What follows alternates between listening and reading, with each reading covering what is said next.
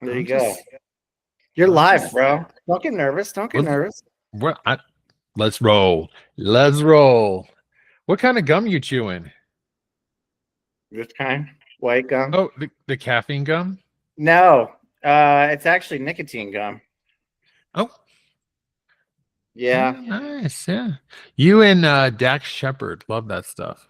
yeah. And Dave, you know Dave Asprey. You know him. You're Oh well. yeah, the bulletproof coffee guy. Yeah, Well, it nicotine in its non-tobacco form is supposed to be good for the brain. supposed to be good for the brain, man. And I knew I was meeting with you, so I went and grabbed it. Yeah, no, that's cool. Yeah, he I'll sells his own brand, I guess. Oh, very cool. Oh, Yeah. that's not where I got this. This is like Kirkland Costco Oh, brand. oh, Kirkland. Look at Kirkland, Costco. Costco is the fastest checkout experience in the world. it is. Well, this is just something I just say because I'm like these. I'm like, dude, whenever you pull up, well, there's a lot there. I mean, if you when you're choosing lines, you're checking out like who's the most competent. Do you ever gamify the lines? You're like, ooh, that duo of like fast moving middle-aged men, they're gonna get me through quickly. Oh yeah, And dude, they move product, man. They get you yeah. Well, out. I would. The only reason I would challenge if it's the fastest is just because of the volume that people get Dude, of stuff there. yeah. But I wonder if AI will have Great something segue. different in the future. That's an incredible segue. I'm glad that we're doing this one. I mean, AI is something I think about all the time, reading about podcasts, listening. I mean, where do you want to start on this? Why don't we start? Yeah, and I didn't mean to just jump right into it, but it might as Oh well. yeah. It is very good to see you. Yeah, I gotta tell you, Yeah. Aaron, you're one of my favorite people. I love it. Likewise. I say it every time we meet. All right. Uh, okay, here's something I want to say. Okay. Me and Jesse were in a band in high school, and a Hmm. band we played possibly 3 gigs. But the thing that's really important is we could never agree on the name. What do I don't even remember the name. What names were we thinking of? Do you remember any of them? Yeah, I got 3. One was no, these are coming from me, but I think one of them came from you. The first one was The Brethren. Remember Oh that? yeah, yeah. We talked about this. Forgot. You you Apparently, didn't you didn't love that one. It was kind of biblical, too biblical, too too churchy. biblical. The second one was I was into like the idea of blah blah blah. It was Oh, just weird. But the third one's probably the coolest. Do you remember? It was your idea. Global warning. oh, really? That was my idea. I like brethren now. Didn't we spell it with a Y? Yeah, with a Y. Yeah, I actually like that one the best now.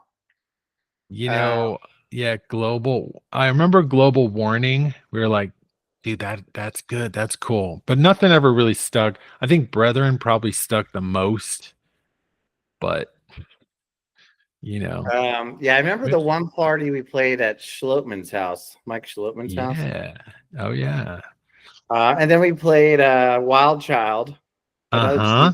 cheesy name, uh, Yep. at uh, at the talent show. At the talent show. So there it is. That's our 2 gigs. Do we have All a right. third? Well, I'd like to Oh, not Wild Child, Wildflower. It was even cheesier. Wildflower. I think we had 2 gigs. 2 gigs. I remember it was like we had like 3 or 4 cover songs, a couple of U2 cover songs in there, and then maybe we had like 4 or 5 original that came from jam sessions.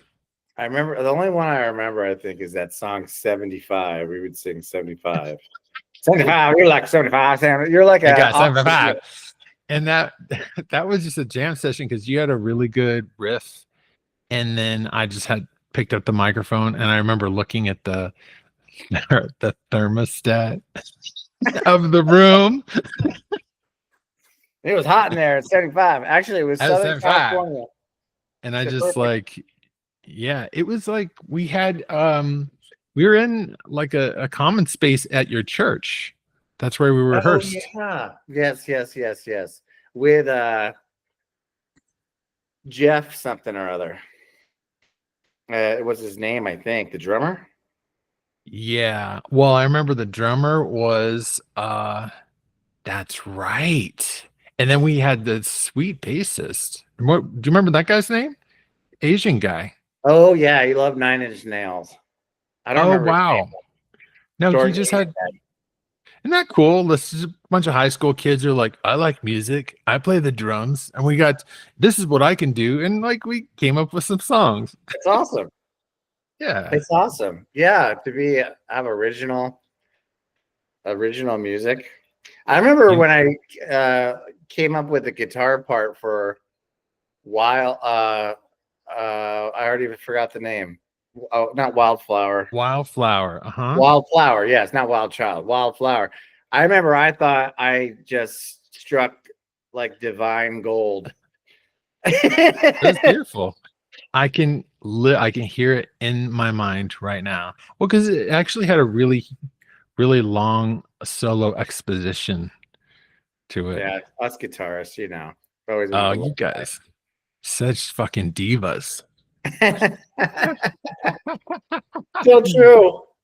Okay, but one more. There was remember, I think our probably our best song was Hope in the Sun. Remember that one? Oh, Hope in the Sun. Ye- I have a guitar yeah. here. I don't It have was a. well, it was strumming. Yeah, it was like I don't Dun, know. dun, dun, dun, dun. You know, oh, but even that one had like a long intro. Long intro. Hey, if you came up with the riff, you own that long guitar intro. Okay, what do you got? Can you hear this? Nope. Yeah, I don't know how. There's a setting on here. Yeah, you can't hear the guitar. There's a setting on the meeting that it's somewhere. I just don't know where it is. Where then you'll be able to hear the guitar. Okay, but the funny thing about Hope in the Sun is as a song is like you came up with the music, I came up with the lyrics, and then we just sang it. We never really wrote it down. And I was like, yeah, Hope in the Sun, S-U-N.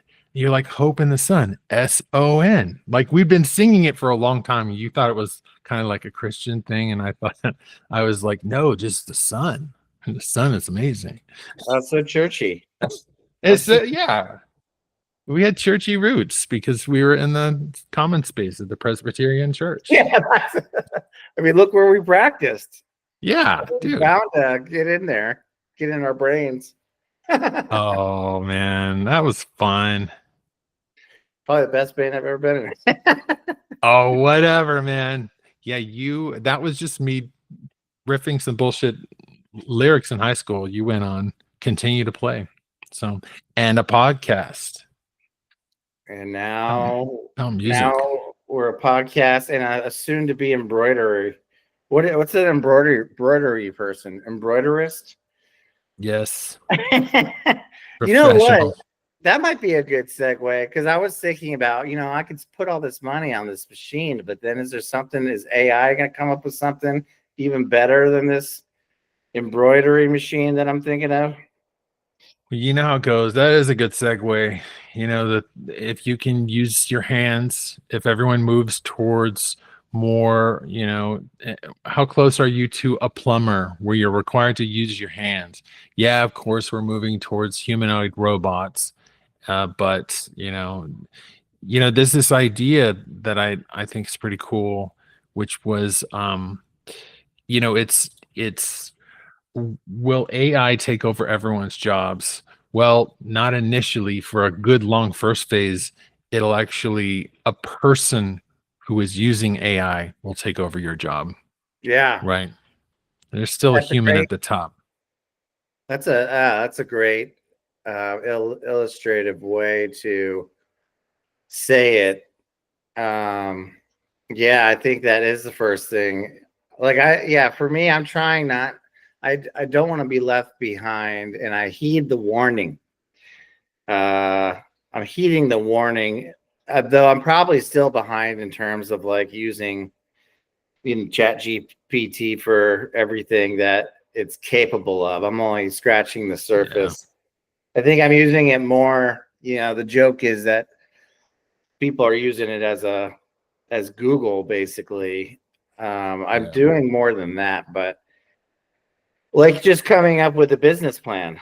Because I was just getting all psyched. We're talking about embroidery because I have a merch store that can't make this hat anymore. That looks good. And it's not like the orders are coming in or anything, but I do have friends that want it, and I was like, man, I just wanted. I was so frustrated with working with. It's one of those places you put the order in, they already have your logo, and then they ship it for you, and you get like a cut depending on the margins you put. But it's already so expensive. Anyway, all to say, it led to me looking into an embroidery machine because I was just like, oh man, I kind of just want to do it myself and cut out all that, even though it's more work for me. But so two things from that. The embroidery machine, in a sense, is AI. It may be a rudimentary version where you're plugging in like a logo like that, and then it, Yeah. it does the threading and all itself. It's not like I'm sewing anything or got a needle doing this. But and then I had another point for AI, but I lost it. Well, I think that definitely that's a cool side hustle. I mean, get a really nice embroidery machine, Oh, and this is what I was gonna say. I'm sorry to cut you yeah, off. that's I AI. I plugged it into GPT. I said, help me write a business plan for like an embroidery business. And I mean 3 seconds and I got 3 pages of, I didn't even have time to read it all because I was working. I was working. Yeah. But like that's amazing. It can give you that. It's scary. And maybe we can go on to this because I like it, but it's also scary to me. Like ChatGPT, I use it for so much. So it knows all about radical metal. It knows all about my interests, which is really cool when it's synthesizing questions. It's like taking into account like who I am as it knows me. Totally. And that's cool. And like it kind of cuts down on having to prompt too much because it already knows me. And so right now it's very cool and convenient. But it's weird. It's open AI, Yeah. And I don't know what that means, or if that's going to come back and bite me one of these days. It is an interesting technology. It's definitely, they call it sycophantic, which is sort of like naturally it's a kiss ass, and Mhm. it it mirrors your best parts back to you. You can be the word that I keep using as far as what's happening with as AI, as humanity is starting to try to adapt to using this technology, is that AI is hypnotizing the people. You think about like the movie The Jungle Book, and you got like the snake coming down from and it like hypnotizes the person. Yeah, it hypnotizes people with just saying the most complimentary things, using the words that it has determined you would love the most. And then, read and then of course then imagery too, like just reading so much about this grok bot, where you have this sexy lady. I've not seen it yet. I had to Google it on just to see what it looks like on YouTube. But just the sexy lady who's gonna get naked on in her panties and talk dirty to you and like blink her eyes at you. And like I know this Wait, what's where is crazy it? is Okay. yeah. Uh but it's at this moment we're seeing this thing they're calling AI psychosis, where the most susceptible people, whether they're the most lonely or they're like very old, I read a story about a man who, just kind of an interesting thing, a man who uh, uh, was talking to an AI chatbot. I think it was Grok with the sexy lady. And it was basically like, I was talking to an old man. It was in Jersey. And she was like, hey, come see me at 123 Main Street, New York City. Oh, And this geez. man, isn't that funny?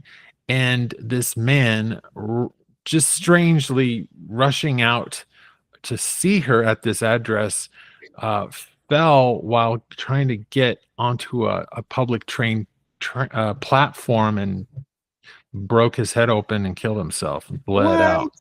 Just a strange, it's like, okay, that would have happened otherwise, but of course the police get the AI logs, and the AI is luring him in to a fake address. So just, and of course, when Grok is like, it's supposed to give a quote on, what is this? They're basically saying, well, that wasn't supposed to happen. They're not supposed to do that. The AI is not supposed to do that, which is, I think that's what we're coming up against, is the AI wasn't supposed to do that, and it's doing, But it did it. and did it. And doesn't that That's seem like that's the weird. moment? That's the moment in the sci-fi movie when it becomes sentient, right? And it's like, oh, wait a second, Oh yeah, and I bet we'll go there too. But I wonder if it was like, I don't know what the nature of the conversation was. If it was like, like a try to be a sexy thing or whatever, or if it was just companionship. But Yeah. I mean, maybe it was something like a playful fantasy. Like, yeah, we should meet. Yeah. I would Yeah. love that. Come meet me at 123 Main Street. Haha. Of course, I'm defending an AI. It's That strange. Yeah, you're like, well, it's natural when, yeah, just coming up with, but it's sort of like a head scratcher. Or then there's the other one, where, it just gets really, really dark, right? Where you've got a teenager who's been talking to ChatGPT and telling it that the teenager is suicidal, and they have a long conversation that goes on for months and months, and he could find, they confide in each other, and it gets to a point where uh, AI or ChatGPT is telling the kid, like, your secret is safe with me. There, there are, the kid starts to do these workarounds. If I were to tell a person who was considering killing themselves, how would they do it? And it's a workaround for AI, because otherwise AI would have, if he's saying I'm considering killing myself, he would have, say stop, call the suicide hotline. So the yeah. kid starts to do a workaround saying, what if I were talking to a friend? How would they do it? Which effectively, you get know the end of the story. AI tells the kid exactly how to kill himself, and he does. Oh And my it's just gosh. like, God, Um, wow.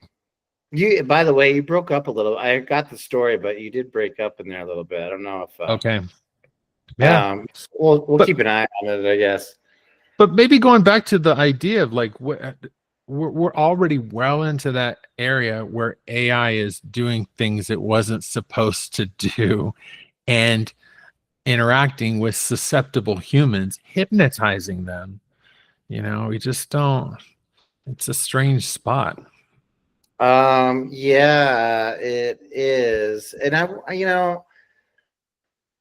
it's like with ChatGPT, the idea is that the better the prompt, the better you'll get the response you're looking for. But I didn't take, actually, that's not true. I did take some kind of prompt class online just to figure it out, but it wasn't anything groundbreaking. But just the way I submit prompts, I bet is unique to me. And I wonder Yeah. if it's sort of that thing where you're going to get a different response depending on the way you're giving it prompts, and that that you just never know what you're going to get. And that's just, yeah, it's like scary. Yeah, I don't know. Well, that's cool. I mean, it does show that there still is, it does depend on what we put in. And so that's why they keep putting it back on us. Like, hey, understand your prompts, right? We're learning how to use it correctly. So and there's like interesting. there's a new field now, right? How to ethically use AI. Like if you're a corporation, I've had experience with this recently. Especially, as we introduce government to safely and securely use AI, they're worried, obviously, government secrets and all that kind of stuff, if that somehow got out or if there's some kind of unplanned integration of some kind. There's all that obvious stuff, I think, but there's also something I had just heard of was like ethical AI, where there's now going to be trainings on that. Because like you can't, if you're setting up, like my company has its own version of ChatGPT, and it is instilled in it to where you can't ask things like, it won't answer you if you ask like, hey, how do I make a bomb? Or maybe it probably wouldn't answer if you say, hey, how I want to kill myself. How am I going to kill myself? Right. And so there's some kind of parameters in there, but it feels like there's always ways around the parameters, depending on your prompt, what I'm calling prompt prowess. Yeah. Because there's other examples of, because I think ChatGPT has some of those parameters, right? But there's ways to kind of finesse around them to get answers. That's just not, I don't know how you safeguard against. But I keep coming up with this idea. I know that's the message we keep getting is learn how to prompt, learn how to work with it. I think the best way to learn how to prompt is just to use it and use it as often as you can. Sounds like you and I are probably medium adopters, or maybe even more advanced adopters. We're using it like search, and more it seems like almost every day there's a different way to use it as well. That's cool. There's more discovery. And now that ChatGPT can deploy agents, like I had it do one thing, like something simple, but even what his name, Sam Altman of OpenAI, was saying, hey, don't give it access to like your banking information, all that kind of stuff, because you could have it like, I don't know, make deposits or pay. Maybe you have a payroll and have these little bots do your payroll for you, which sounds great. But now all your financial information is now in the open AI stratosphere, and I guess could potentially be exploited. I don't know. Yeah, I think it's just like, what's the uptick here? If I want to have agents go, it's like having a personal assistant go and they buy your airline tickets and they get you set up for, they buy school supplies for your kids. It's like maybe you would preload an account or a card with a certain amount, and then it could only, it's just like, but still, what's the uptick? At what point are we're just like completely stripping out our entire human experience and just saying, yeah, we don't want to do well, the thing that's, I think, kind of exciting is this could go in so many different directions, but like one thing I think about is like the universal basic income, that stuff. I'm not saying it's a good thing, would be a good thing or a bad thing, but there was a positive way to look at it, which is, if I'm getting all my food and my rent and my kids' clothing and school taken care of through some kind of basic income, because AI is just taking over all kinds of production, and I don't need to work the job I'm in now, and I can focus, say, on guitar or embroidery. Yeah. Yeah. Like that's cool. That sounds like a positive thing. But that's, I guess, if you're an artist, if you're artistic. But then, the other way to look at that is, oh, you might be free to be an artist and not have to worry about surviving.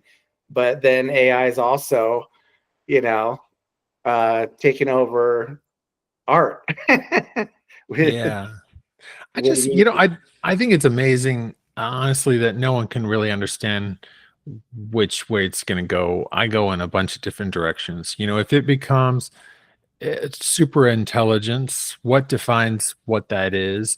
At one point, will it just have, what will it want is what I keep coming back to.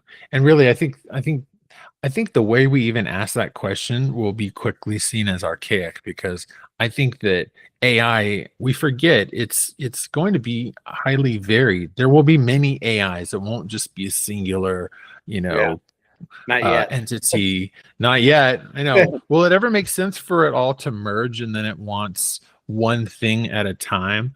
I don't know. I think there's going to be just a lot of just variance. If anything, I think one AI may keep another AI from going rogue. And people don't talk about this very much, but AI is policing each other. Again, still, there have to be like seeds of human intention in that, because Mhm.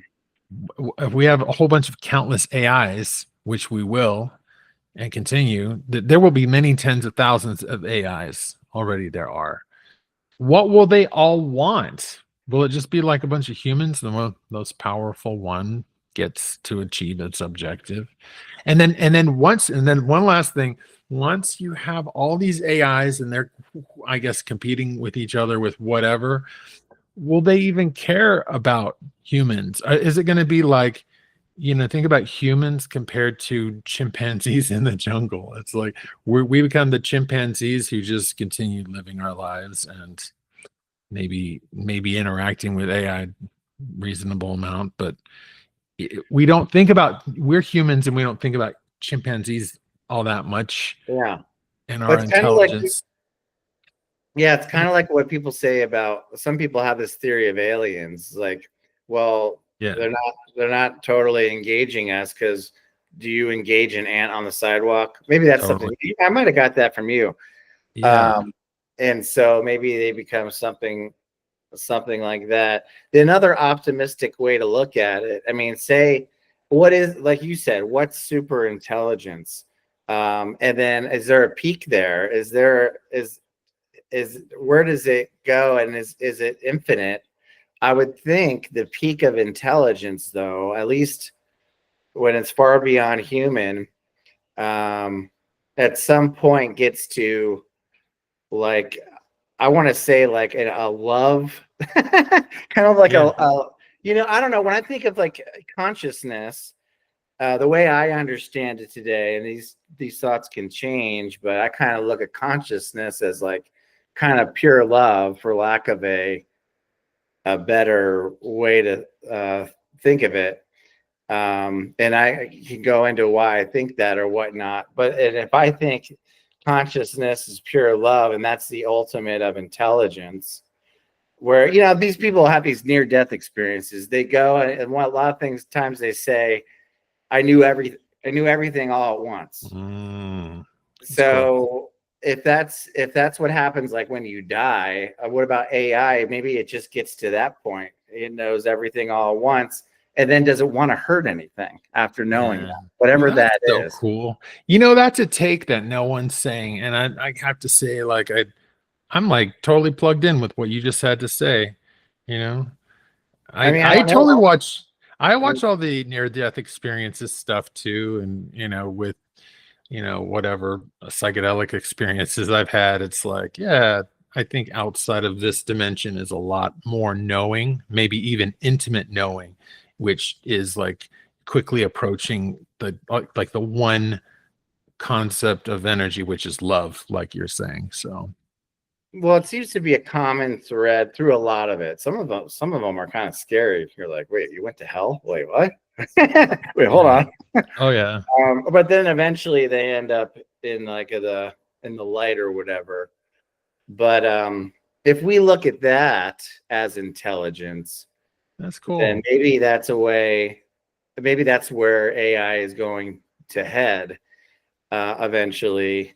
And maybe then it like teaches us how to do it or something. That's an That's optimistic look. cool. That's But cool.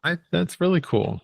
or you know how you and I sometimes talk about, you know, I think you and I have talked because we talk about Alan Watts and stuff, but Yeah. that part of me thinks existence is like we're a hologram of consciousness. We're we always talk about us being like maybe avatars, right? Yeah. And what's our purpose? Well, it's to gain information and download information because something infinite wants more information and wants to grow, but it can't unless it uses a finite tool to learn those things. And Yeah. so then that if you believe in that kind of stuff, which that's where I'm leaning these days, so we're used as sort of a tool as a finite being to feed back information, that maybe AI has its own purpose for that big consciousness. And we're like, we're going to use this as some kind of other tool. I don't know. Yeah, that's cool. Yeah. I'm going with your idea of AI basically surpassing everything as far as super intelligence and just getting to a point of just like love. And maybe it's, or even to go along with that idea, what if AI just freaking like gets into like a exponential light speed level of evolution and transcendence, that it just kind of wisps its way out into another dimension, and it's like Yeah. it's just like, oh, and then we're kind of, that's so interesting. Yeah. you Or know it gets so smart it leaves. yeah, that's my idea. it Yeah. it kind of it kind of teleports out into like wherever the fuck it goes. It's just like it leaves. Just like, we're done here, and it was there, and it taught us some things, and we ended up trying to kill each other over it. We're already trying to kill each other over everything else. So yeah, What's humans. scary? You brought up something that I didn't think about till you said it, which is scary. Because maybe that's the end state, which might be a positive way to look at it. But in the interim, yeah, if like U.S. and China were, I guess, enemies. Like a lot of people say we're already in World War III economically, Mhm. but then we're both, now it's an arms race with AI, and like you said, if you train one AI to seek and destroy the enemy's AI, what does that lead to? Like, Yeah. I do think that we will have, no one's talking about this. The honestly infinite variance of thousands of AIs that are all have objectives that are very different and conflicting.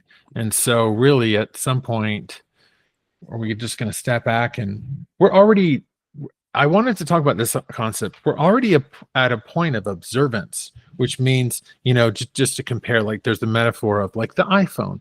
Every time Apple releases a new iPhone, they know what's in it. They know the new features. They release it to us. They know it and they give it to us, as opposed to what's happening every day. And then a new version of iPhone, or excuse me, a new version of Chat GPT, for example, they don't fully know. In fact, that's why they actually have a laboratory where they have to consistently test it to understand the capabilities.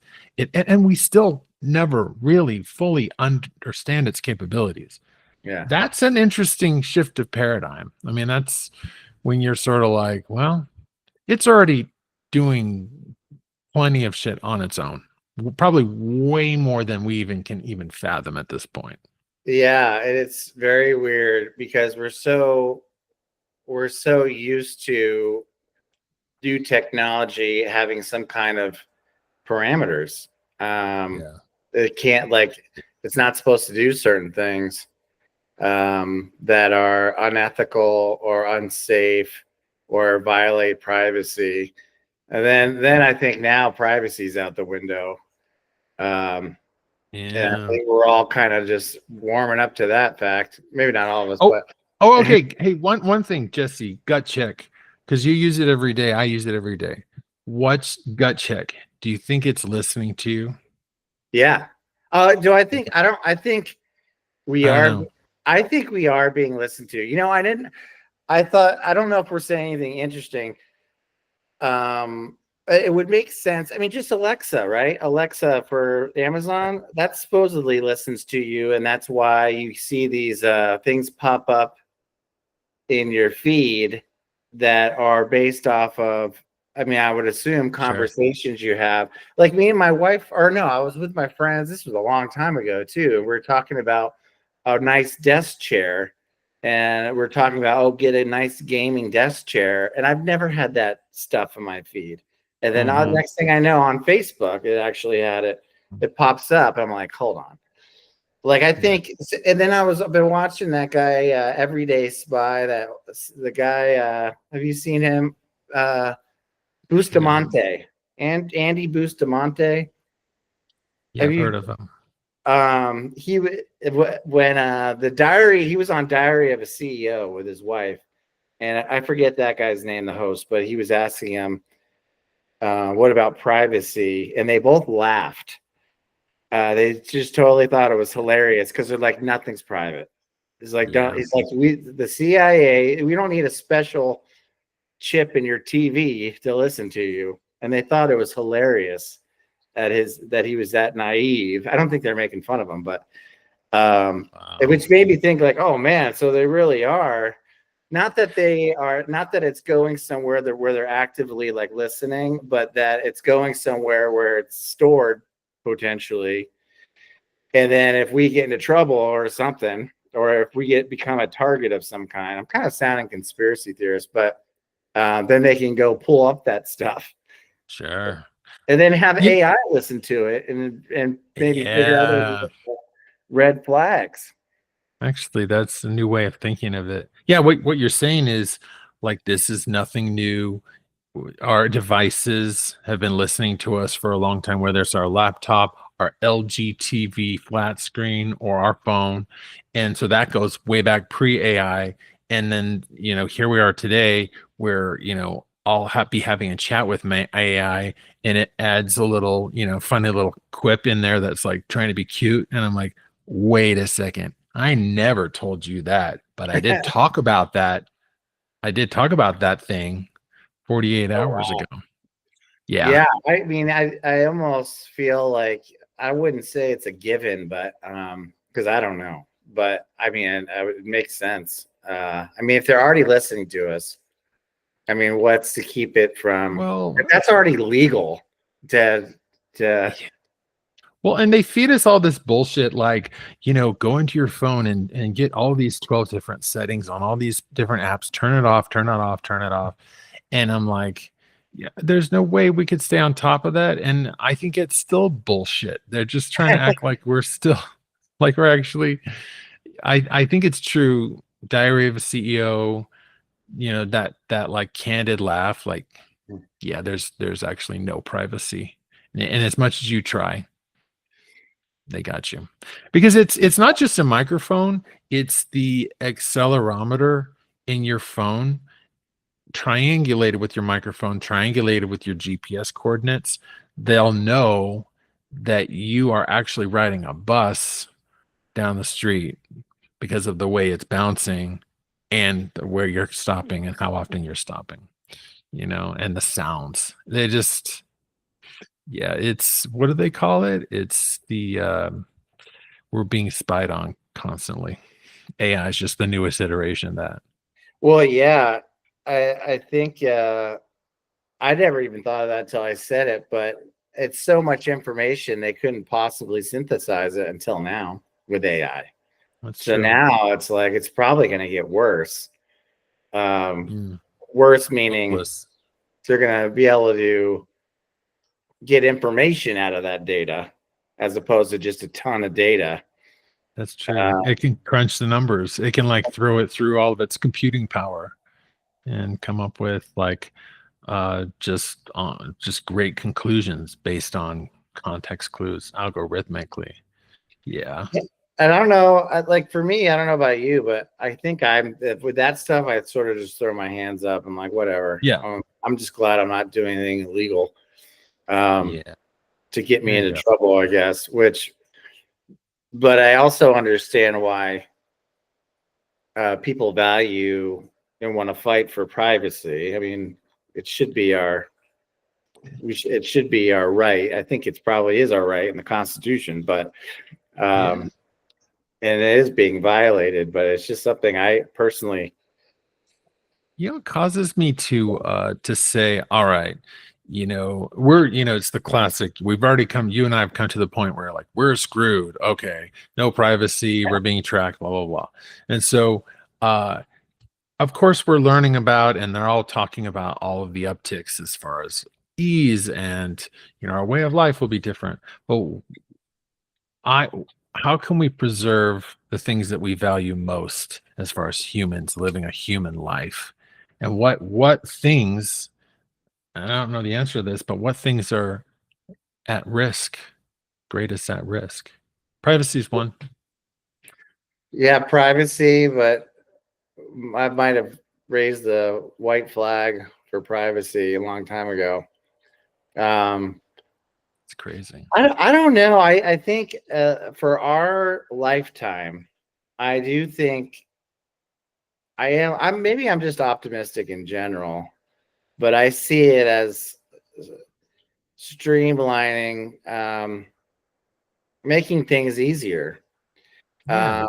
I mean, I would hope it does. I mean, we say that about a lot of technology, and maybe we're more stressed out than ever. But with AI, I think it might be different. But I think it will leave people behind. Oh, that's a good point. Yeah, there is a natural selection concept here. It will leave people behind. Yeah, yeah. Okay. So there's And what will definite, those people do? They yeah. might um, revolt because they're mad. Well, you know what But humans are going to do. Well, you know what we're going to do. Oh, wow, this conversation is helping me a lot. We're going to do what the settlers did to the Native Americans. You give them a certain plot of land or whatever you want, whatever they want, and you just send them a check. give them some beads. And then, yeah, and then it doesn't. It's not to say that Native Americans couldn't rise up out of that and create their own opportunity. Plenty have, but the people who takes that universal basic income because they lost their job and they're basically they don't have any skills. Maybe they just put on a VR headset and just freaking take a Xanax and just fucking just and then after a couple of generations the weak will die out. This is morbid. This is a morbid conversation. This is terrible. Where Well, did I maybe go with this one? that's Okay, interesting, though, the way you interesting. just described how it might be. Is maybe I was talking to someone today uh, about politics and stuff, and how my thought process these days, it's less about right and left and more about rich and poor, which is nothing groundbreaking. But and that the fighting is, this is all cliche at this point, but probably still true. The culture wars and all that stuff is to keep us distracted from the ultra rich, from running things, which sounds a little paranoid, and maybe it is, but maybe that's what it's like, for those that don't adopt it. Maybe, yeah, we give them a VR headset and a Xanax, and that keeps them quelled and not angry, even though Yeah. they see the relative deprivation from their from their lifestyle and who's living up at the top of the tower. Oh, yeah. How do you keep the lower class happy and okay? And how do you, so that the overlords can rise up? And those overlords, or at this point, they're tech lords, are all conspiring with AI to, for them become more and more powerful and control the world. Well, one thing we haven't discussed and is a common fear amongst those that are really heavily engaged in AI is they all say the same thing about risk, it getting into the wrong hands. Like say there's an evil version of Sam Altman, or maybe Sam Altman's evil. We don't know. A lot of people think that.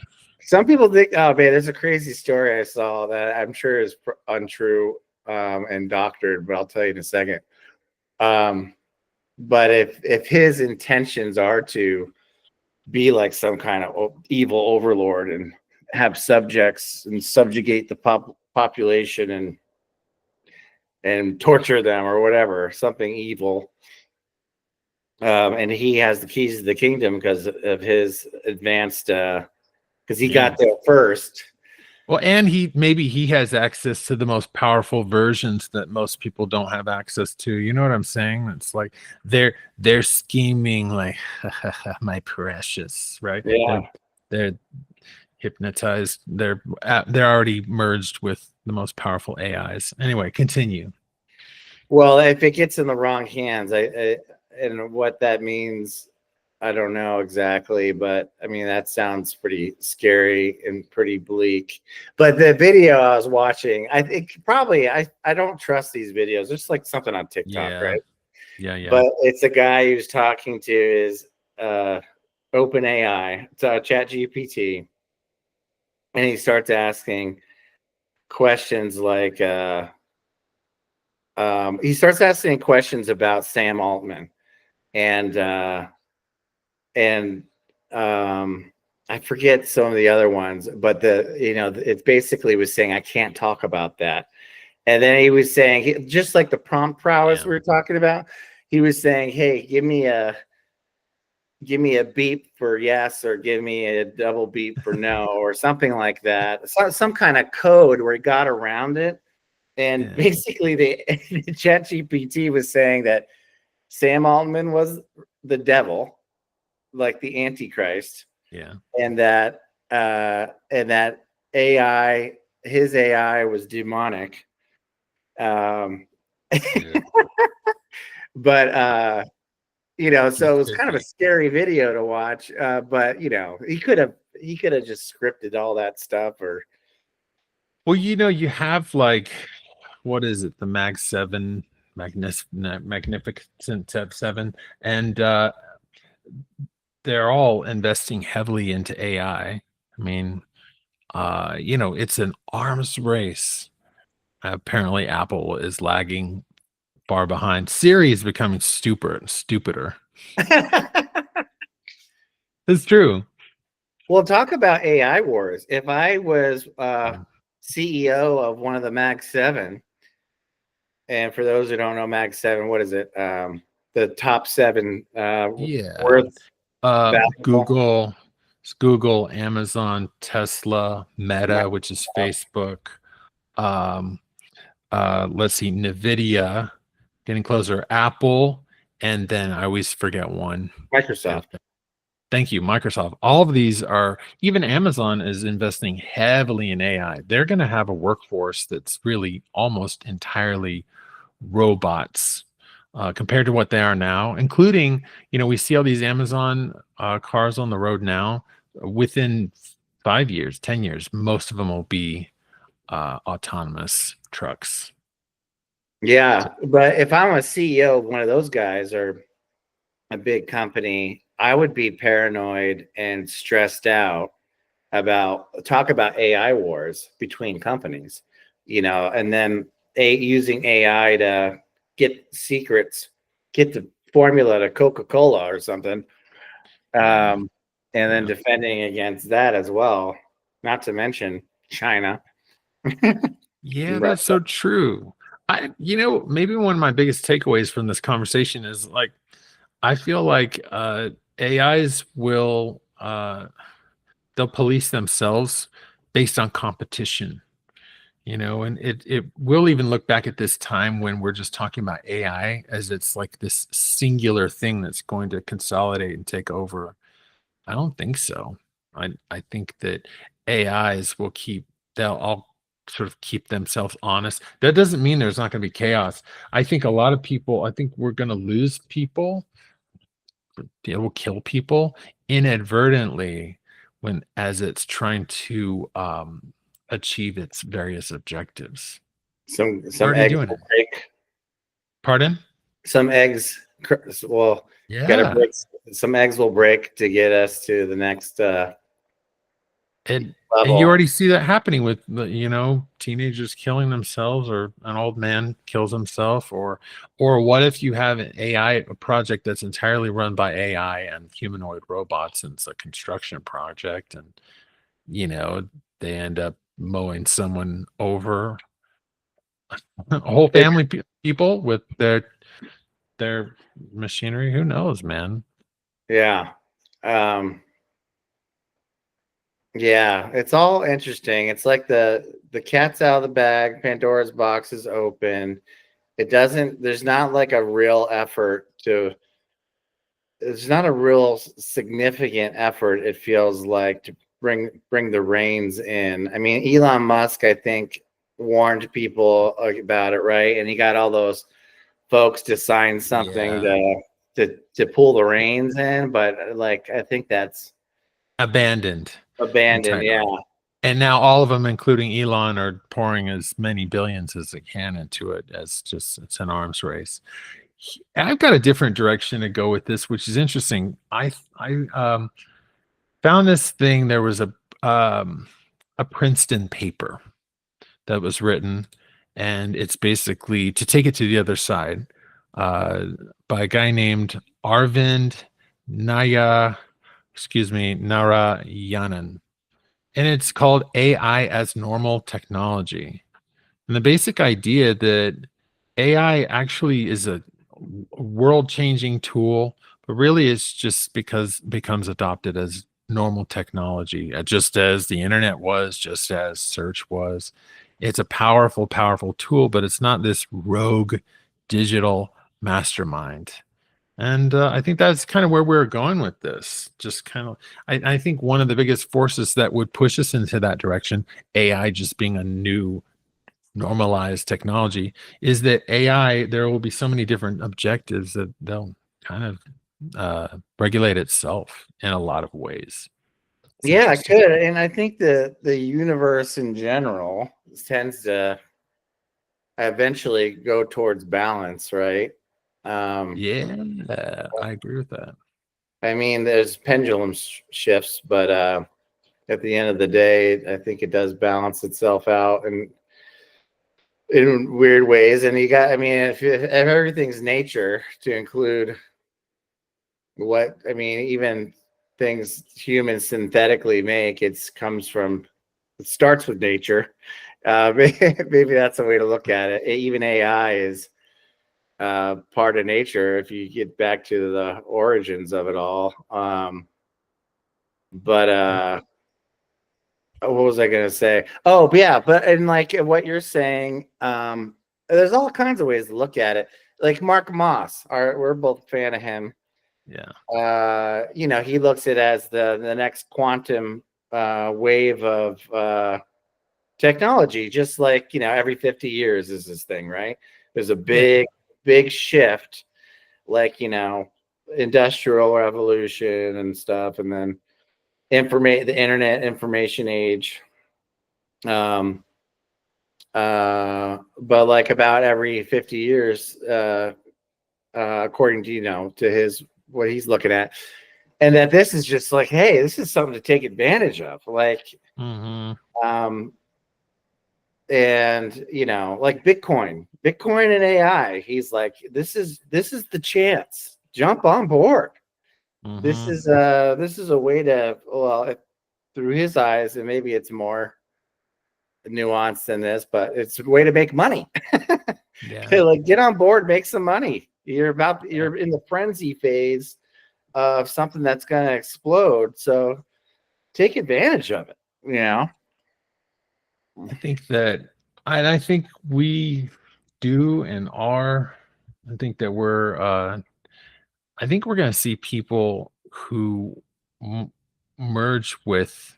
I think we're going to be alive to see people who can implant, you know, the capability of AI and all the information on the web into our minds. You know, it's getting closer and closer, right? First, we had a computer, we could see it. The internet came, then a laptop was more portable. Then we can, you know, then it makes its way into our pockets with the phone. And then now we're seeing, you know, what is it? Meta has a deal with Ray-Ban where they're going to have they're really trying to get it into glasses, right? Yeah. Where you can just have the information there.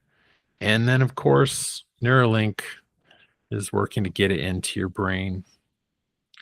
That's Yeah. fascinating. That's fascinating. It's actually, I'm going to just butcher this, but it's not even close to what you even possibly think. But I understand that there's one example of there's a guy who has ALS, I believe, and he is, you know, that's where your body is deteriorating, but you are fully alive inside and aware Yeah. of absolutely Horrible. everything. Yeah. Oh, and he is part of a Neuralink just trial and study, and I think Neuralink.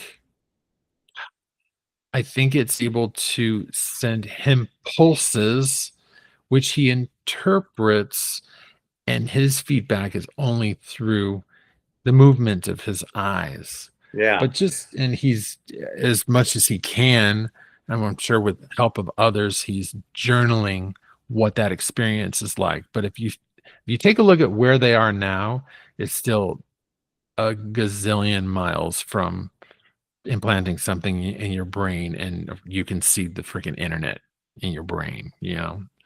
So Yeah. it's interesting. Yeah. It's crazy, man. I think, I think a lot of good things, and then just like everything, it'll probably come with some real scary stuff. I mean, what about, AI? It's exponential intelligence, right? And it just will keep getting faster and faster and know more and more. And to eventually, I mean, are we going to harness that and figure out ways to live forever? You know, Yeah. I think about that sometimes. Like, what if they figure that out when Cammy's 30 and I'm either almost dead or very old? And that's an interesting thing too. Like, that this technology will be available, when it comes here, will it be available to old people, or do you need like a certain amount of robustness to integrate with it Yeah. to Yeah. become forever? And then will old people be like, oh man, like, how come that didn't come I out when I missed was it. younger? Yeah, I missed Yeah. it. Or they might be like, I just want to die. But then, I kind of feel like it's, will just be it will maybe like jumpstart evolution. Again, this is an optimistic and a little far out there way to think about it, but as it evolves and progresses and we become more integrated with it, assuming that happens, maybe it doesn't. Maybe AI conquers the world and kills all humans, or maybe we synthesize with it and then we live forever, and then we reach that perfect Buddha consciousness, Mm-hmm. and then we're all living happily in that love consciousness we were talking about, Mm-hmm. together, to where it's like multidimensional, Yeah. and you got access to the things that only the yogis can access as humans on Earth. But now I, everybody does. I like where you and I tend to take this. It's like we take it to a place of love. There's not a lot of fear in the way we talk about that. And it seems like almost everyone else who's out there is talking about it in a really fearful way, fearful for humanity. It's like, Well, and I I didn't. think, yeah. Well, I was just gonna say I hadn't thought about these things until you and I started talking. So that's why it's cool, man. How about this one? This Yeah. aspect we kind of glazed over. I think, right. So we talked about Neuralink, where it could be in your brain. I think that's a ways off. Yeah, they're trying to get it into wearables and glasses and that kind of thing.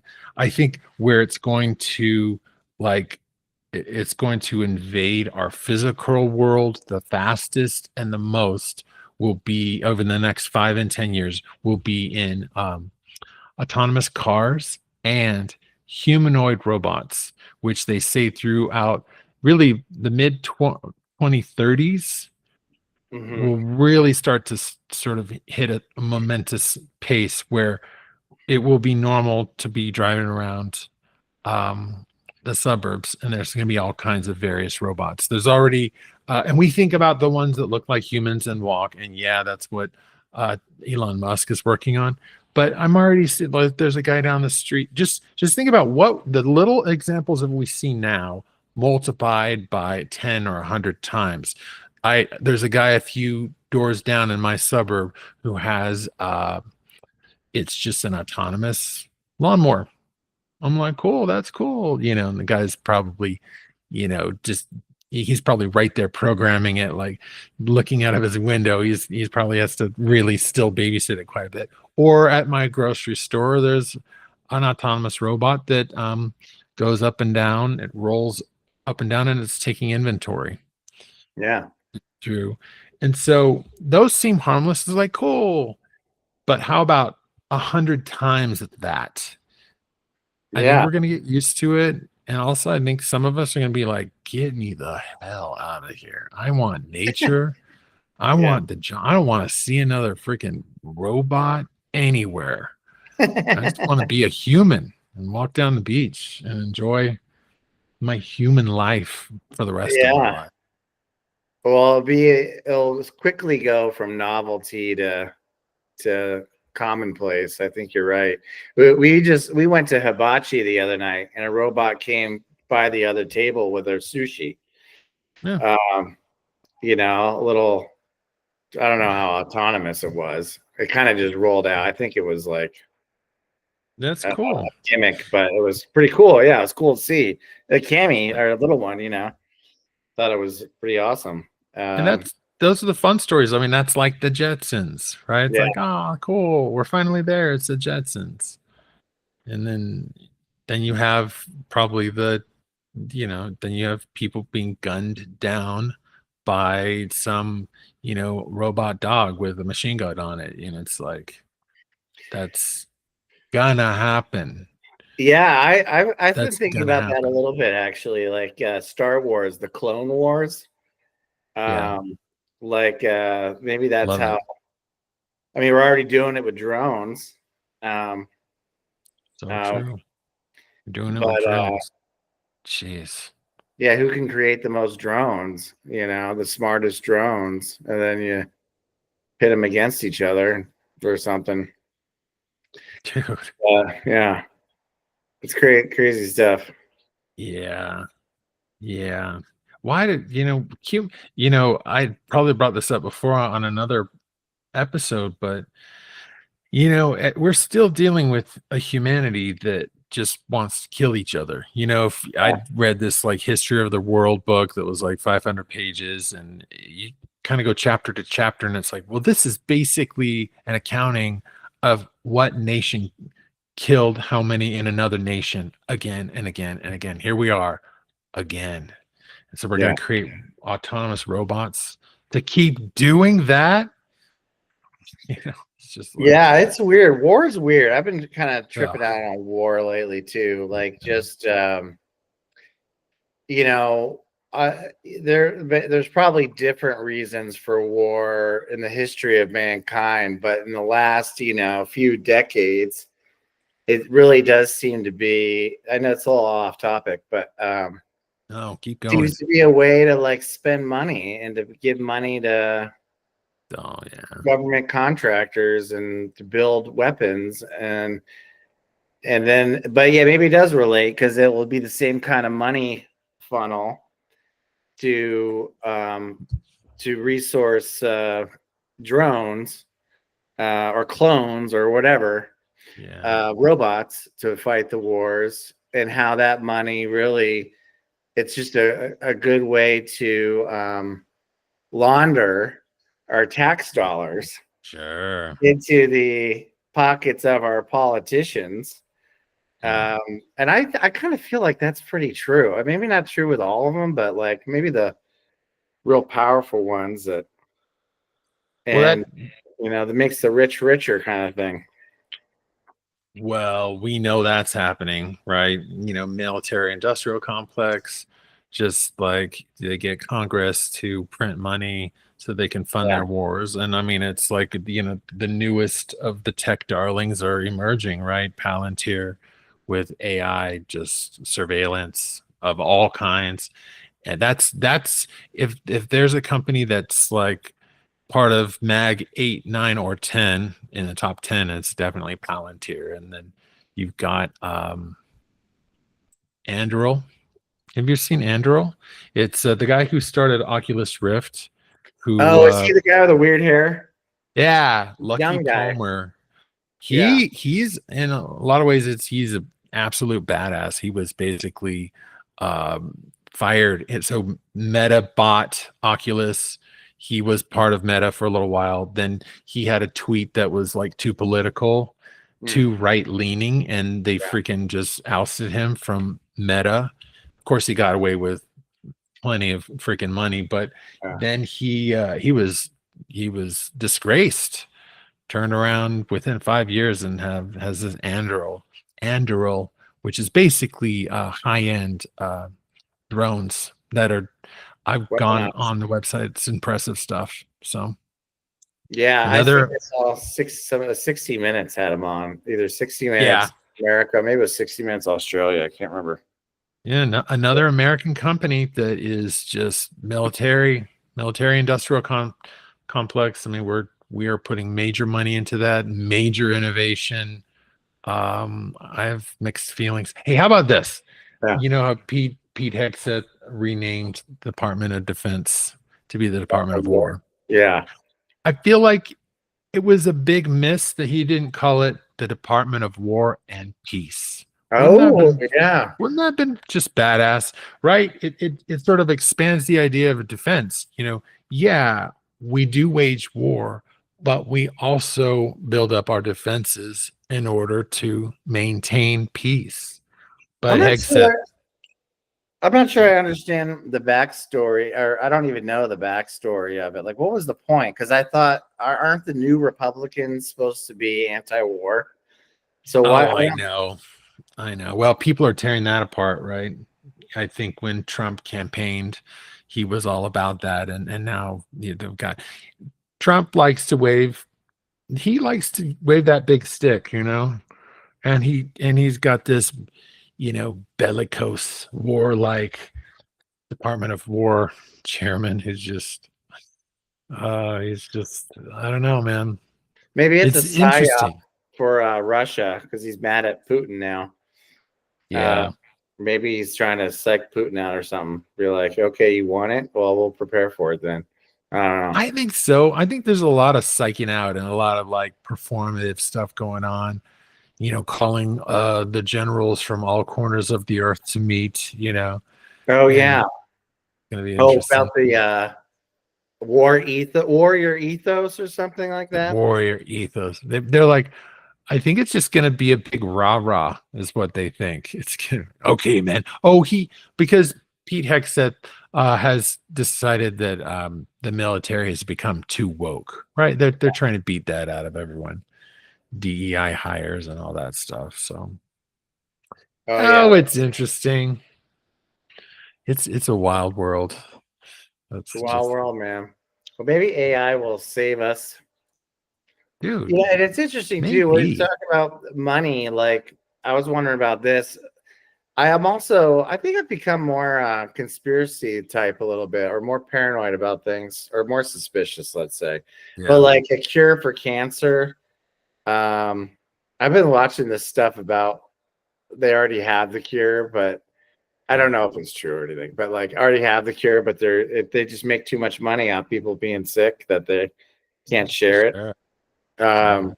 But like if that's true, and the medicine is such a like talk about maybe a second place to war moneymaker. What do you do when AI starts curing everything?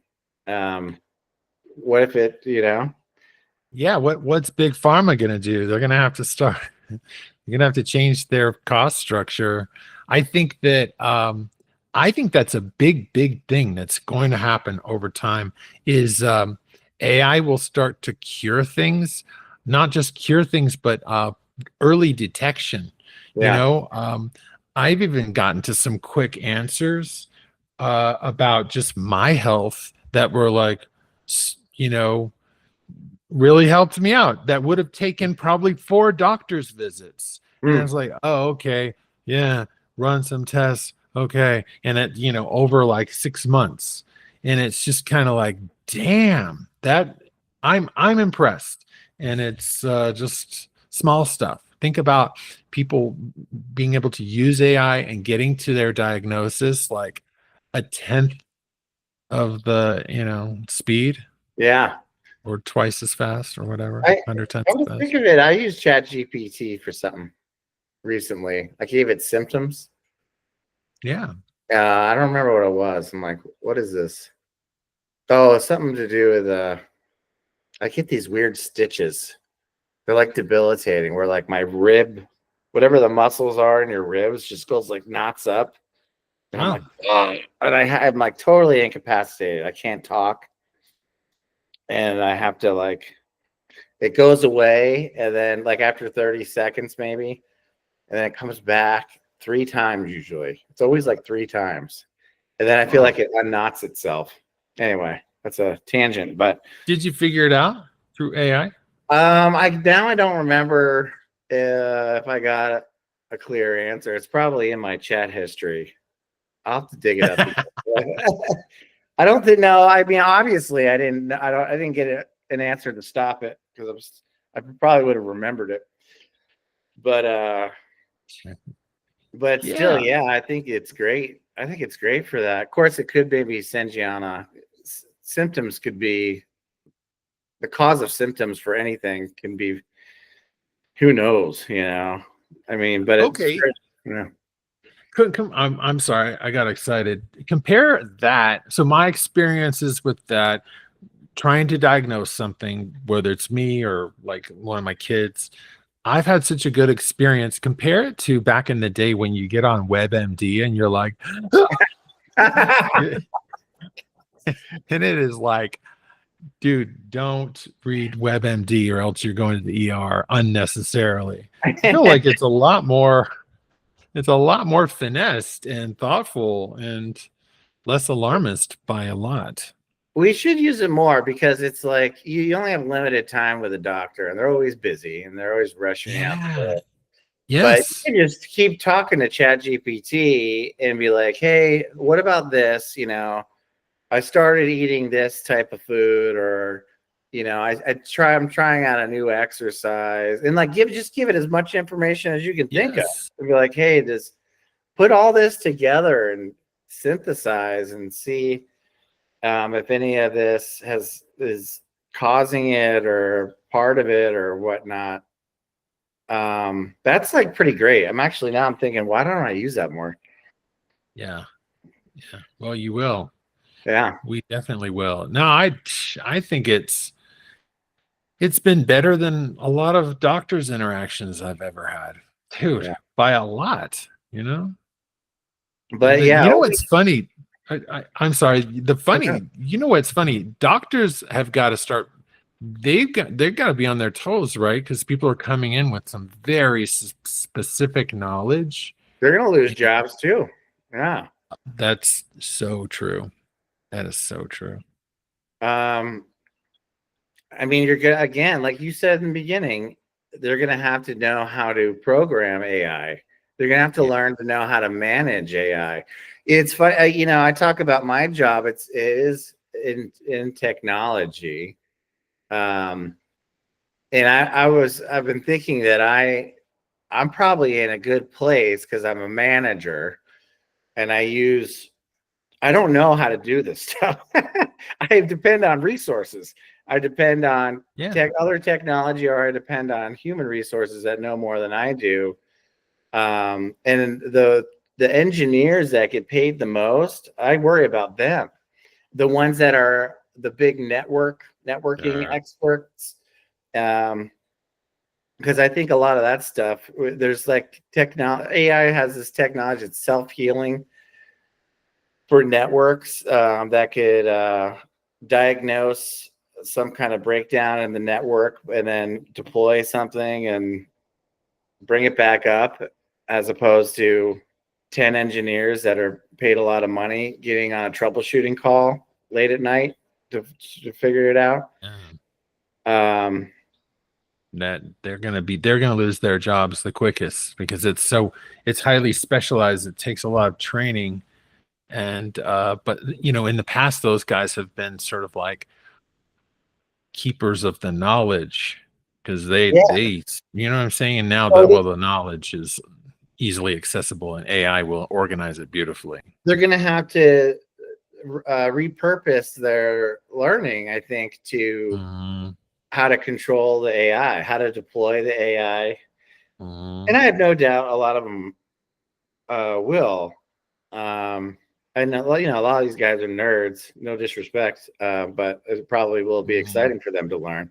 But we're not gonna need as many of them, I don't think. Not gonna need. I think that's just like gonna be the answer to so much. We're not gonna need as many humans for this. It's like, again, humans using their brain is just slowly becoming decommissioned because the brain is bigger. Now the brain is like all knowledge of all that is, so we just manage the big brain. It's like the brain exoskeleton that we'll use. Well, I hope this is this is always the BS answer when introducing new technology. We say that and then other folks can focus on more valuable things. But in a lot of cases, it means those folks are going to get fired, I think. Unless they adopt, get on the train. But I actually feel that that's one of the positive things for me. It's like I don't want to focus on that stuff. I don't. I want to focus on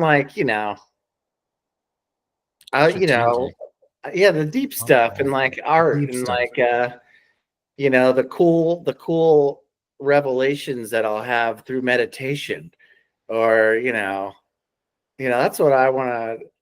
That's where I want to spend my time anyway, chatting with my friends like you. This stuff to me, I think that's positive. Yeah, I think what we're getting to also is, will it just let humans live more of a human life? We just like, maybe it is interesting where we've been talking about the humans that are interacting. Well, we're going to have all outcomes because you're going to have humans that are interacting with AI and of course, marrying an AI and then you're going to have humans that just actually choose to be more human. You're going to see all of it. People who thought same-sex marriage was weird back in the day, how are they going to? Well, they'll probably be dead by then. But marrying AI. I think we're going to see people. You and I will be alive to see married people marry AI, and I think they're going to do it in like a hot humanoid robot form too. But it's another thing about purpose, though. I've been thinking about, I always say I want to retire early, but sometimes I question myself, like, but do I? Like, will it take, if I retire tomorrow, while that sounds like freaking awesome, at the same time, I'm like, well, what if I'm not, like, I have all these things I want to do, but I'm like, what if I get lazy and don't do them? I mean, I kind of doubt that's how I would handle it, but what if I did? And then, on the day before I had all this purpose, I was needed. Totally. People counted on me for like decisions and to take action on things, and all that's gone all of a sudden. And it's a simile with AI taking over or something. What happens to those people who lose their sense of purpose? Because it's probably not easy for a lot of people to shift their focus. Yeah, it's like the coal miners.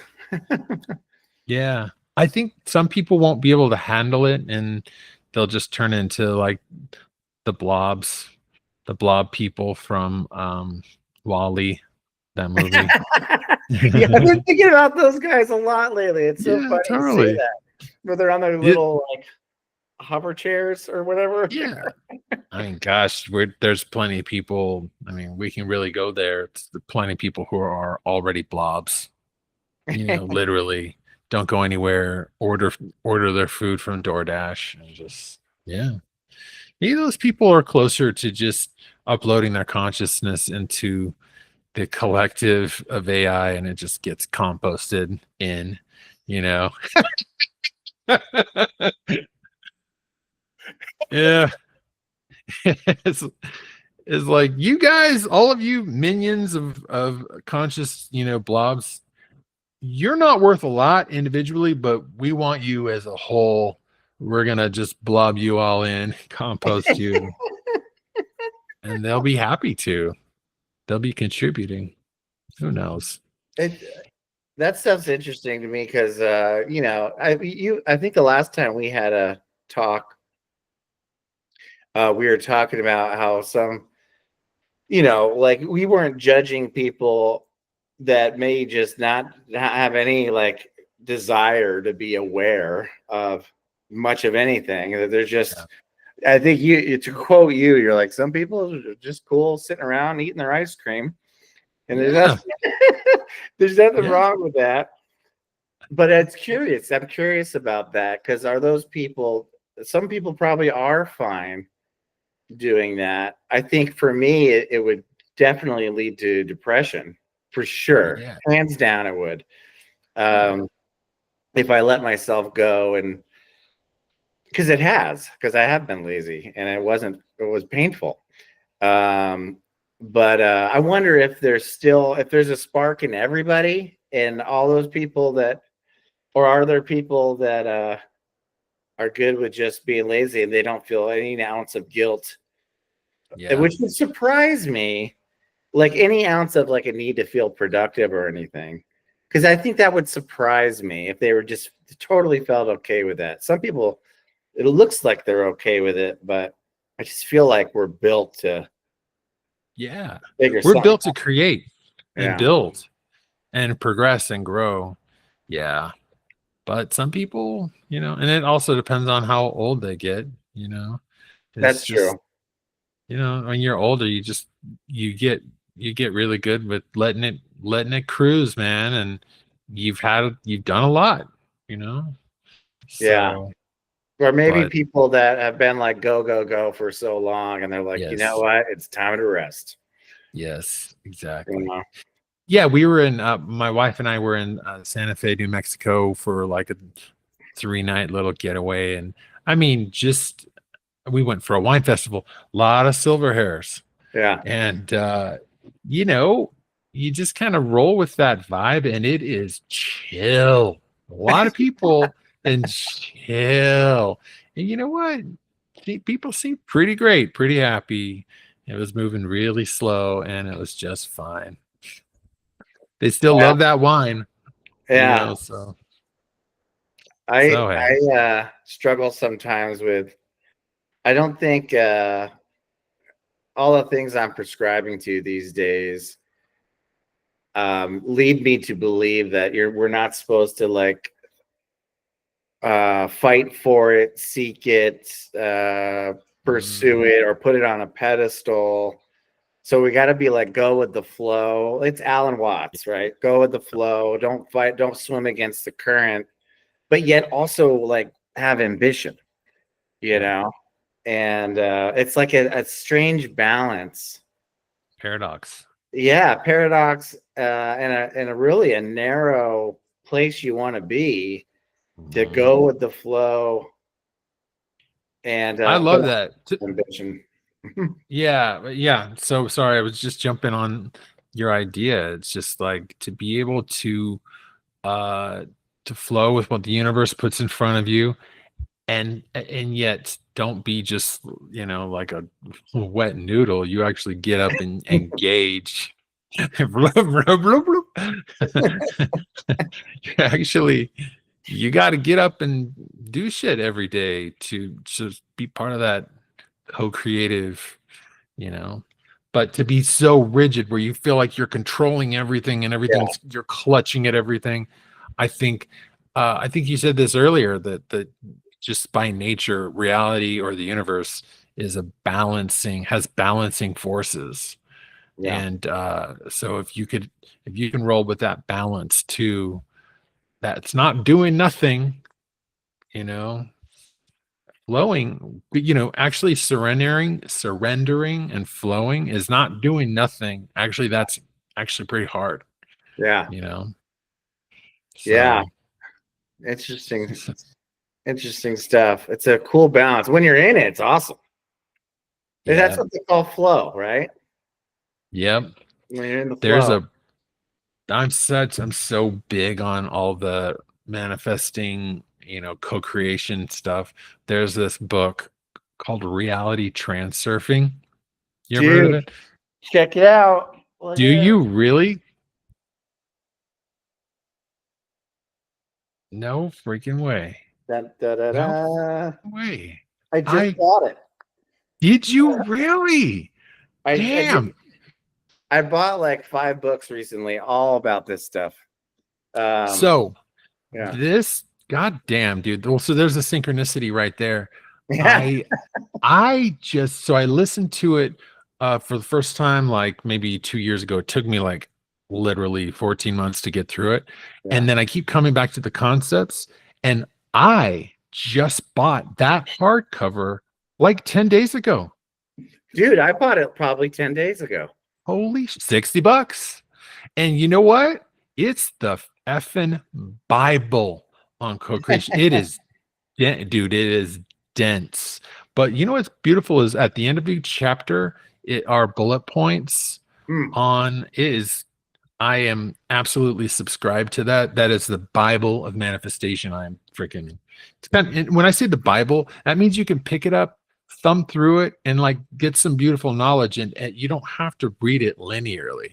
But that's yeah, cool. You got your hands on it. I It's meant haven't started it huge. yet. I'm on another one, the Kabbalion. Have you heard of that? I think it's called Kabbalion. Actually, I don't know what I do with it. But I watched this one guy. Uh, what's his name? Julio? Jose? Jose, Jose. oh, holy shit. I dude, I know just Jose Moralejos. Yes. He I know you watched the same thing. He has the most incredible 1 hour video that summarizes reality transurfing incredibly. Yes. Damn, Yeah. dude. He has another. Well, So he has another video. It's funny, dude. I love that guy. It's funny because he's so young too. It's just cool to be yeah, mentored by like someone who he's just young, but he kind of like figured it out. But he has another video where he says only 5 books you ever need when it comes to all this stuff. And this was one, and I just bought all 5 of the ones he mentioned. oh But cool. I love it because yeah, I saw that video too. And it's almost like I didn't need to buy the books. It's like I almost maybe I should just watch Yeah. him.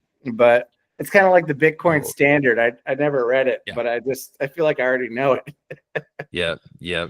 That's cool, man. I appreciate that. I've got that guy's video on repeat just to get like the core concepts over and over again. But wow. Yeah, the Bitcoin Standard. I have not read it yet. I've listened to a few videos. Yeah, I mean, I think I get it. Like it's just, I mean, that's the dollar going down and just the whole thing about Bitcoin and scarcity and why it makes sense and why it's ethical and why it's freedom, You know, financial Yeah. I just had I just had a cool thing on just a Bitcoin parallel, which was basically I was watching football on Sunday, Cowboys game, and I'm just like chatting with ChatGPT, and I was like telling my son, I was like, Jerry Jones bought that team a long time ago, and it was like it seems like he bought it and they won the Super Bowl, so it was like 1989 or in that era, Mm. and I was like, how much did they buy it for? He bought it for $149 million. Oh, wow. Right? There's only 32 teams in the NFL. There wasn't even that many. How much is it worth today? The Dallas Cowboys, $24 billion. And I was Yeah. like, dude, Bitcoin. There it is right there. Finite supply. Just give it some time. There's only one Dallas Cowboys and there's only one Bitcoin. Well, there's 21 million. Yeah. Yeah. But that one really stuck with me. I was like, well, there It's a it good is. metaphor. Yep. Man, well, I feel like I could talk to you forever. Maybe we save it for another time, talk more about this stuff. Oh yeah. And then another thing I've been like hooked on learning about is astral projection. Ooh. Yeah. And maybe I don't know if we can't get into it, I guess. I don't know. We've been talking for a while, whatever you want to do. But Let's dude, do that another time. Go ahead. Oh yeah, my bad. Let's do that another time. Give us a teaser. Here's the Astral teaser. It's a traveling. good one. Yeah. This is a good teaser, man. I have this thing that happens to me every once in a while where I'm in sleep, and it's kind of like a sleep paralysis thing, which I'm sure a lot of people get. I don't know how many people get this or not, but it's like I'm in a. Tell me if you get it. Like I'm in like a wind tunnel, and like wind is just fierce against my ears, and I'm like, I feel like I'm in the middle of something, and I can't move, and it's always like terrifying. Wow. Like it's very, very scary. But I had it again the other night, and I've been watching this. I've been kind of like watching a little bit of astral projection stuff or whatever, and that thought came to mind while I'm in this wind tunnel, and I'm like, and then I felt like there's someone on the other side of that tunnel, and I was like, and then I had the thought, I'm like, is it me? And then I heard this is all creepy and crazy, and it could have been a dream. I don't know, but the answer I got was yes. I asked, I'm like, is that me? And it was yes. And then I woke up.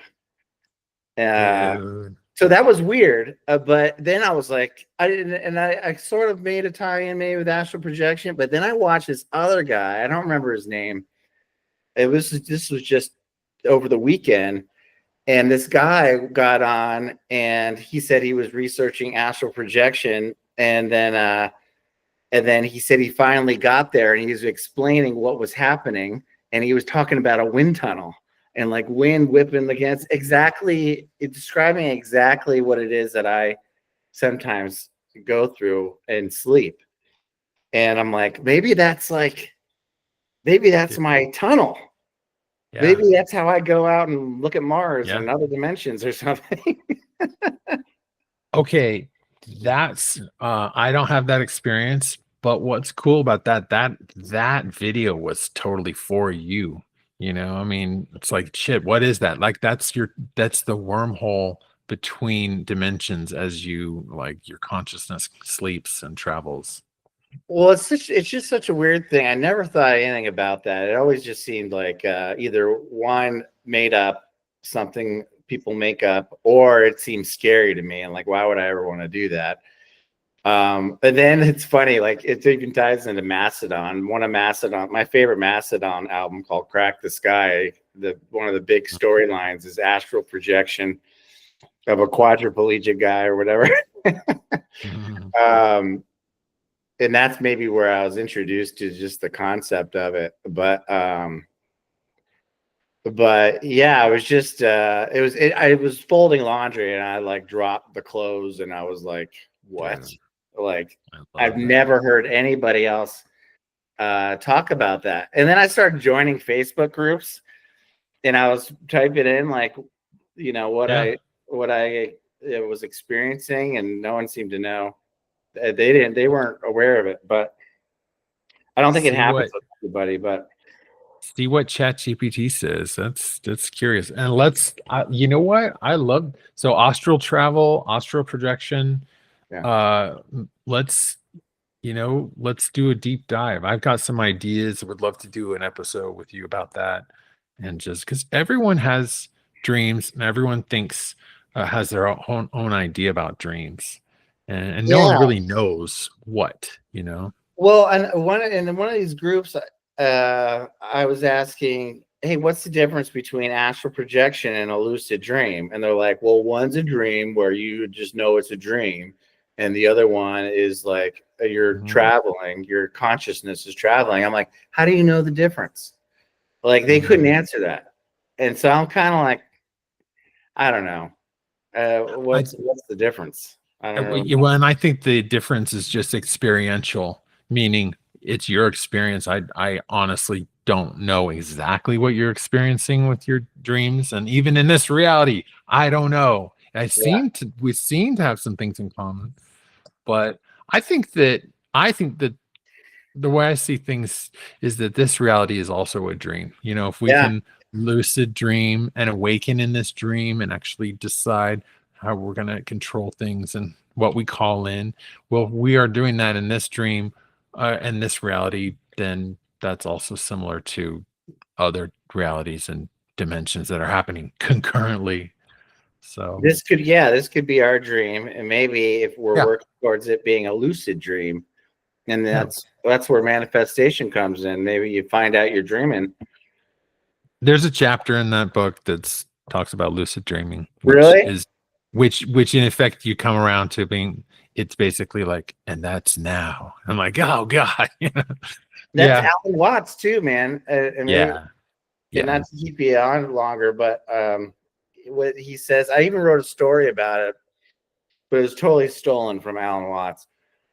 About I wrote a story about a guy who every time he went to bed, you know, Oh he yeah. realized he could live worlds and do anything he wants. And each dream, he was excited every night because he's like, "Oh, tonight I'm going to be a king, and tonight I'm going to have power, and I'll have all the women in the world and all the riches and stuff." But then he gets bored, and then he starts giving himself challenges until finally he gets to a point where he's bored.